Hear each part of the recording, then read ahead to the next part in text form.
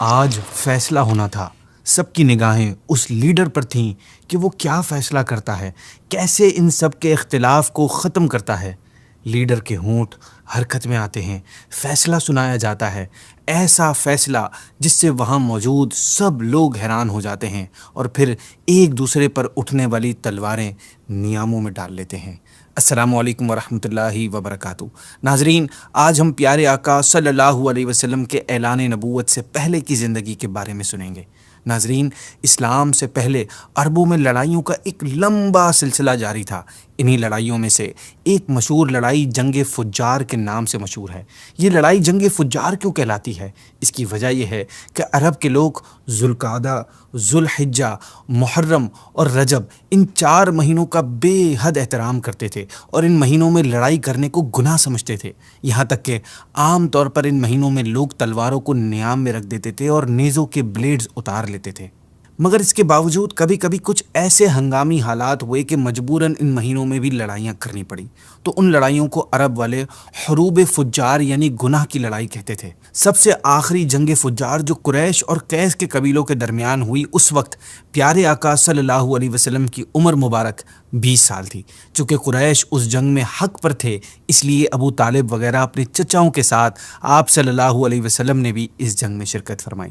مگر آپ صلی اللہ علیہ وسلم نے کسی پر ہتھیار نہیں اٹھایا، بلکہ آپ صرف اتنا ہی کرتے رہے کہ اپنے چچا کو تیر اٹھا کر دیتے رہے۔ اس لڑائی میں پہلے قیس، پھر قریش غالب آئے اور آخرکار صلح پر اس لڑائی کا خاتمہ ہوا۔ ناظرین، اس ٹائم عرب میں روز روز کی لڑائیوں سے عرب کے سینکڑوں گھرانے برباد ہو چکے تھے۔ ہر طرف بد امنی اور آئے دن کی لوٹ مار سے ملک کا امن و امان برباد ہو چکا تھا۔ ان حالات میں کوئی بھی شخص اپنی مال و جان کو محفوظ نہیں سمجھتا تھا۔ اس بری صورتحال سے تنگ آ کر کچھ صلح پسند لوگوں نے جنگ فجار کے ختم ہونے کے بعد ایک اصلاحی تحریک یعنی ریفارم موومنٹ چلائی۔ ہوا یہ کہ قبیلہ قریش کے بڑے بڑے سردار عبداللہ بن جدعان کے مکان پر جمع ہوئے اور آپ صلی اللہ علیہ وسلم کے چچا زبیر بن عبد المطلب نے یہ سجیشن دی کہ ہمیں موجودہ حالات کو سدھارنے کے لیے کوئی ایگریمنٹ کرنا چاہیے۔ چنانچہ پھر خاندان قریش کے سرداروں نے ایک معاہدہ کیا اور قسم کھا کر عہد کیا کہ ہم لوگ ملک سے بد امنی دور کریں گے، مسافروں کی حفاظت کریں گے، غریبوں کی ہیلپ کرتے رہیں گے، مظلوم کی حمایت کریں گے، کسی ظالم یا غاصب کو مکے میں نہیں رہنے دیں گے۔ اس ایگریمنٹ میں پیارے آقا صلی اللہ علیہ وسلم بھی شریک ہوئے تھے اور آپ صلی اللہ علیہ وسلم کو یہ معاہدہ اتنا پسند تھا کہ اعلان نبوت کے بعد آپ صلی اللہ علیہ وسلم فرمایا کرتے تھے کہ اس معاہدے سے مجھے اتنی خوشی ہوئی کہ اگر اس معاہدے کے بدلے میں مجھے کوئی سرخ رنگ کے اونٹ بھی دے دیتا تو مجھے اتنی خوشی نہیں ہوتی۔ ناظرین، جب ہمارے پیارے آقا صلی اللہ علیہ وسلم کی عمر مبارک 25 سال کی ہوئی تو آپ کی سچائی اور امانت داری دور دور تک مشہور ہو چکی تھی۔ حضرت خدیجہ رضی اللہ تعالیٰ عنہ مکہ کی ایک بہت ہی ویل آف خاتون تھی۔ آپ رضی اللہ عنہ کے شوہر کا انتقال ہو چکا تھا۔ آپ رضی اللہ عنہ کو ضرورت تھی کہ کوئی امانت دار آدمی مل جائے تو اس کے ساتھ آپ رضی اللہ عنہ اپنا تجارت کا مال و سامان ملک شام بھیجیں۔ چنانچہ اس کام کے لیے آپ رضی اللہ عنہ نے پیارے آقا صلی اللہ علیہ وسلم کو چنا۔ آپ رضی اللہ عنہ نے پیارے آقا صلی اللہ علیہ وسلم کو یہ پیغام بھیجا کہ آپ میرا مال تجارت لے کر ملک شام جائیں، اس کام کا جو معاوضہ یعنی جو پیمنٹ ہوگی میں دوسروں کو دیتی ہوں، آپ کی امانت اور امانت داری کی بنا پر آپ کو 2 گنا دوں گی۔ پیارے آقا صلی اللہ علیہ وسلم نے آپ رضی اللہ عنہ کی درخواست منظور فرما لی اور پھر آپ تجارت کا مال و سامان لے کر ملک شام روانہ ہو گئے۔ اس سفر میں حضرت خدیجہ رضی اللہ عنہ نے اپنے ایک بھروسے مند غلام میسرہ کو بھی آپ صلی اللہ علیہ وسلم کے ساتھ بھیجا تاکہ وہ آپ کی خدمت کرتا رہے۔ جب آپ صلی اللہ علیہ وسلم ملک شام کے مشہور شہر بصرہ کے بازار میں پہنچے تو وہاں آپ صلی اللہ علیہ وسلم نستورہ راہب کے خانقاہ کے قریب ٹھہرے۔ نستورہ میسرہ کو بہت پہلے سے جانتا پہچانتا تھا۔ وہ آپ صلی اللہ علیہ وسلم کو دیکھتے ہی میسرہ کے پاس آیا اور پوچھا، اے میسرہ، یہ کون شخص ہے جو اس درخت کے نیچے ٹھہرے ہیں؟ میسرہ نے جواب دیا، یہ مکے کے رہنے والے ہیں اور خاندان بنو ہاشم کے فرد ہیں۔ ان کا نام محمد اور لقب امین ہے صلی اللہ علیہ وسلم۔ نستورہ نے کہا کہ اس درخت کے نیچے آج تک نبی کے سوا کوئی اور نہیں اترا، اس لیے مجھے پورا یقین ہے کہ آخری نبی یہی ہیں، کیونکہ آخری نبی کی تمام نشانیاں جو میں نے توریت اور انجیل میں پڑھی ہیں وہ سب ان میں دیکھ رہا ہوں۔ پھر وہ کہتا ہے کہ کاش میں اس وقت زندہ رہتا جب یہ اپنے نبی ہونے کا اعلان کریں گے، تو میں ان کی بھرپور مدد کرتا اور پوری ڈیڈیکیشن اور لائلٹی کے ساتھ ان کی خدمت میں اپنی تمام عمر گزار دیتا۔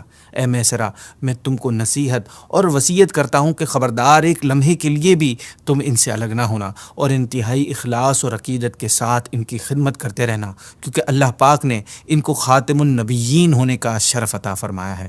ناظرین، پیارے آقا صلی اللہ علیہ وسلم بصرہ کے بازار میں بہت جلد تجارت کا مال سیل کر کے مکہ مکرمہ واپس آ گئے۔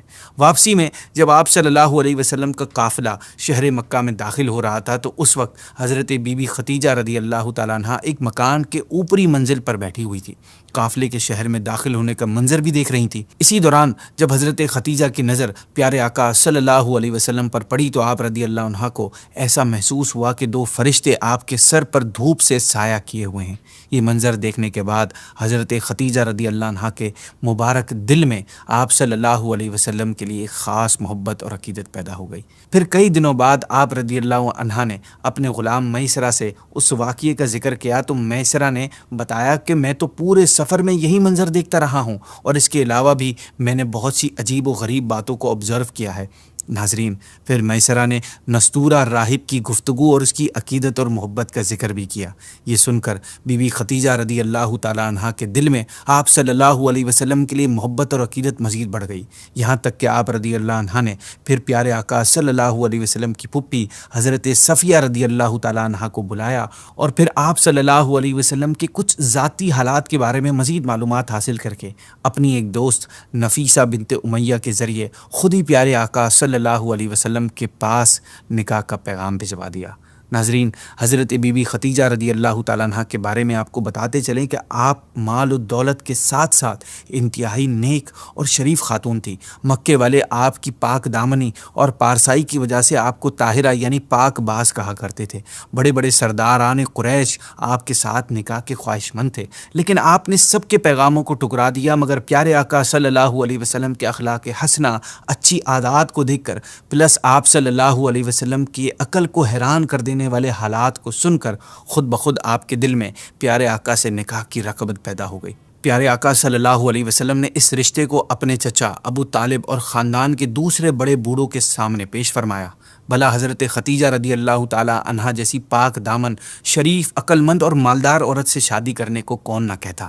سارے خاندان والوں نے نہایت خوشی کے ساتھ اس رشتے کو منظور کر لیا، اور اس طرح حضرت ختیجہ رضی اللہ تعالی عنہا نے پیارے آقا صلی اللہ علیہ وسلم کی زوجہ بن کر پہلی ام المؤمنین ہونے کا شرف حاصل کیا۔ ناظرین، پیارے آقا صلی اللہ علیہ وسلم کے باکمال کردار اور بہترین اوصاف مثلاً سچائی، دیانتداری، حیا اور اس کے ساتھ ساتھ عقل و دانائی کی وجہ سے مکہ مکرمہ کا ہر چھوٹا بڑا آپ کو پسند کرتا تھا۔ جب آپ صلی اللہ علیہ وسلم کی عمر مبارک 35 ایئرز کی ہوئی تو زوردار بارش سے حرم کعبہ میں ایک بہت بڑا سیلاب آ گیا۔ اس سیلاب کی وجہ سے کعبے کی عمارت بالکل ہی گر گئی۔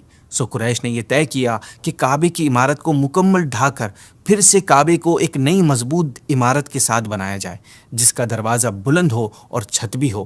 چنانچہ قریش نے مل جل کر کنسٹرکشن کا کام شروع کر دیا۔ اس تعمیر میں آپ صلی اللہ علیہ وسلم بھی شریک ہوئے اور قریش کے سرداروں کے ساتھ پتھر اٹھا اٹھا کر لاتے رہے۔ مختلف قبیلوں نے تعمیر کے لیے مختلف حصے آپس میں بانٹ لیے۔ خیر، کعبے کی عمارت جب مکمل ہوئی اور حجر اسود تک پہنچ گئی تو اب ایک بات کو لے کر قبیلوں میں سخت جھگڑا کھڑا ہو گیا۔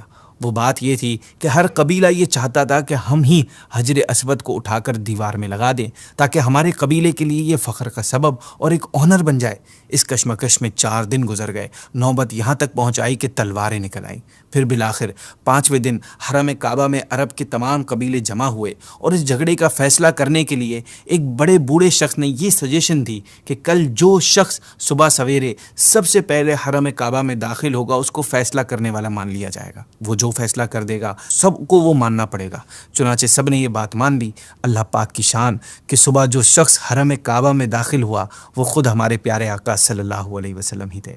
آپ صلی اللہ علیہ وسلم کو دیکھتے ہی سب پکار اٹھے کہ اللہ کی قسم یہ امین ہے، اس لیے ہم سب ان کے فیصلے پر راضی ہیں۔ ناظرین، آپ صلی اللہ علیہ وسلم نے اس ڈسپیوٹ کو اس طرح ختم کیا کہ پہلے آپ نے یہ حکم دیا کہ جس قبیلے کے لوگ حجر اسود کو اس کے مقام پر رکھنا چاہتے ہیں ان کا ایک ایک سردار چن لیا جائے۔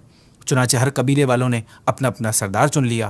پھر آپ صلی اللہ علیہ وسلم نے اپنی چادر کو بچھا کر حجر اسود کو اس پر رکھا اور سرداروں کو حکم دیا کہ سب لوگ اس چادر کو تھام کر حجر اسود کو اٹھائیں۔ چنانچہ سب سرداروں نے ایسا ہی کیا، اور پھر جب حجر اسود کو اپنے مقام تک پہنچایا گیا تو آپ صلی اللہ علیہ وسلم نے اپنے مبارک ہاتھوں سے اس حجر اسود کو اٹھا کر اس کی جگہ پر رکھ دیا۔ اس طرح ایک ایسی بہت بڑی خونی لڑائی ٹل گئی جس کا نتیجے میں نہ جانے کتنا خون خرابہ ہوتا اور نہ جانے کتنی جانیں ضائع ہوتی۔ ناظرین، آپ صلی اللہ علیہ وسلم کا اصل خاندانی پیشہ تجارت تھا، اور چونکہ آپ صلی اللہ علیہ وسلم بچپن ہی میں ابو طالب کے ساتھ کئی بار تجارتی سفر فرما چکے تھے، جس سے آپ صلی اللہ علیہ وسلم کو تجارتی لین دین کا کافی ایکسپیرینس بھی حاصل ہو چکا تھا۔ اس لیے ذریعہ آمدنی یعنی سورس آف انکم کے لیے آپ صلی اللہ علیہ وسلم نے تجارت کا پیشہ چنا، اور پھر تجارت کے لیے آپ نے شام، بصرہ اور یمن کا سفر فرمایا۔ آپ صلی اللہ علیہ وسلم نے اتنی ایمانداری اور درست اصولوں کے مطابق کاروبار کیا کہ آپ کے تمام پارٹنرز اور تمام مارکیٹس والے آپ صلی اللہ علیہ وسلم کو امین کے لقب سے پکارنے لگے۔ ایک کامیاب تاجر کے لیے امانت، سچائی، وعدے کی پابندی، خوش اخلاقی، یہ اس کی تجارت کی جان ہے۔ ان پرنسپلز میں آپ صلی اللہ علیہ وسلم نے اپنے مبارک کردار سے جو مثالیں قائم کی، پوری انسانی تاریخ میں اس کی مثالیں نہیں ملتی۔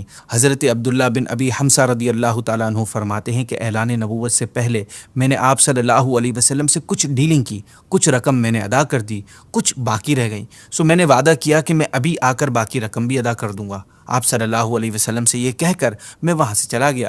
جب میں اپنی منزل پر پہنچا تو یہ معاملہ بھول گیا۔ آپ رضی اللہ عنہ فرماتے ہیں کہ 3 دن تک مجھے اپنا وعدہ یاد نہیں آیا۔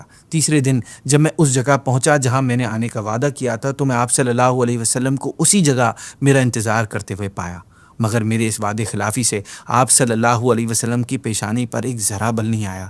بس آپ صلی اللہ علیہ وسلم نے مجھ سے صرف اتنا فرمایا کہ تم کہاں تھے؟ میں اس جگہ پر 3 دن سے تمہارا انتظار کر رہا ہوں۔ اسی طرح ایک صحابی حضرت صائب رضی اللہ تعالیٰ عنہ جب مسلمان ہو کر بارگاہ رسالت صلی اللہ علیہ وسلم میں حاضر ہوئے تو لوگ ان کی تعریف کرنے لگے۔ یہ دیکھ کر آپ صلی اللہ علیہ وسلم نے فرمایا میں انہیں تم سے زیادہ جانتا ہوں۔ حضرت صائب رضی اللہ تعالیٰ عنہ کہتے ہیں کہ میں نے عرض کیا رسول اللہ صلی اللہ علیہ وسلم میرے باپ آپ پر قربان ہوں۔ آپ نے سچ فرمایا، اعلان نبوت سے پہلے آپ میرے شریک یعنی تجارت میں پارٹنر تھے، اور آپ کیا ہی بہترین پارٹنر تھے، آپ نے کبھی کسی سے لڑائی جھگڑا نہیں کیا۔ ناظرین، اعلان نبوت سے پہلے نبی کریم صلی اللہ علیہ وسلم کے جو قریبی دوست اور ساتھی تھے وہ سب نہایت با اخلاق، سمجھدار اور باوقار لوگ تھے۔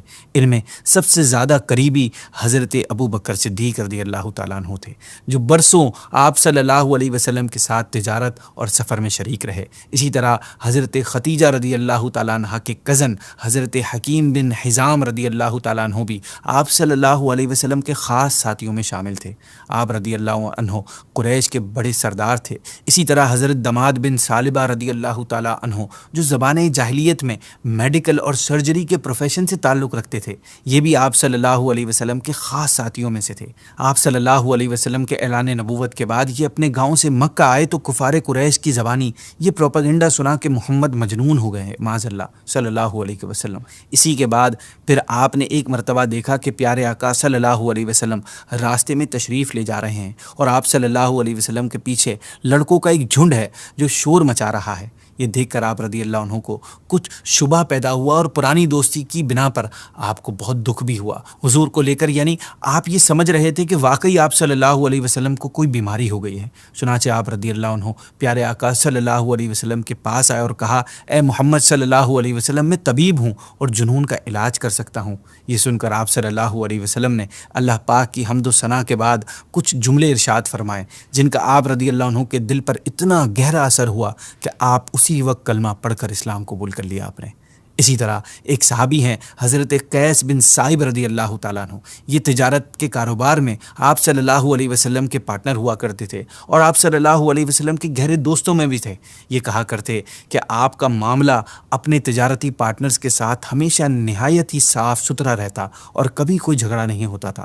ناظرین، پیارے آقا کے بچپن سے تقریباً 40 سال کی عمر ہو گئی، لیکن زمانہ جاہلیت کے ماحول میں رہنے کے باوجود آپ صلی اللہ علیہ وسلم مشرکانہ ریچولز اور جاہلانہ طریقوں سے ہمیشہ دور رہے۔ شہر مکہ اس وقت شرک اور جھوٹے خداؤں کی عبادت کا سب سے بڑا مرکز تھا۔ اس سے اندازہ لگائیے کہ خود خانہ کعبہ میں 360 جھوٹے خدا رکھے ہوئے تھے جن کی عبادت ہوتی تھی، اور آپ صلی اللہ علیہ وسلم کے خاندان کے بھی کچھ افراد ہی کعبے کے کیئر ٹیکرز اور سجادہ نشین تھے۔ لیکن اس کے باوجود آپ صلی اللہ علیہ وسلم نے کبھی بھی غیر اللہ کے آگے سر نہیں جھکایا۔ ان شارٹ، وہی نازل ہونے اور اعلان نبوت سے پہلے بھی آپ صلی اللہ علیہ وسلم کی مقدس زندگی اخلاق حسنہ سے روشن اور تمام چھوٹی بڑی برائیوں اور عیب سے پاک و صاف رہی۔ یہی وجہ ہے کہ اعلان نبوت کے بعد آپ صلی اللہ علیہ وسلم کے دشمنوں نے اپنی بھرپور کوشش کی کہ کسی طرح کوئی چھوٹا سا عیب ہی آپ صلی اللہ علیہ وسلم کی زندگی کے کسی دور میں بھی مل جائے تو اس کو اچھال کر وہ آپ صلی اللہ علیہ وسلم کے کریکٹر پر حملہ کر کے لوگوں کی نگاہوں میں آپ صلی اللہ علیہ وسلم کو گرا دے۔ مگر تاریخ گواہ ہے، ہسٹری گواہ ہے کہ ہزاروں دشمن سوچتے سوچتے تھک گئے، تلاش کرتے کرتے مر گئے، لیکن کوئی ایک ایسا واقعہ نہیں مل سکا جس سے وہ آپ صلی اللہ علیہ وسلم پر انگلی اٹھا سکیں۔ یہ شان ہے نبی پاک صلی اللہ علیہ وسلم کی۔ ناظرین، اسی کے ساتھ ہم یہ ایپیسوڈ کو اینڈ کرتے ہیں۔ نیکسٹ ایپیسوڈ میں ایک نئے فیز کے بارے میں سنیں گے کہ جب آپ صلی اللہ علیہ وسلم کی کیفیات میں کچھ تبدیلیاں آنا شروع ہوئیں، سو کیا ہوا۔ اجازت دیجیے۔ السلام علیکم ورحمۃ اللہ وبرکاتہ۔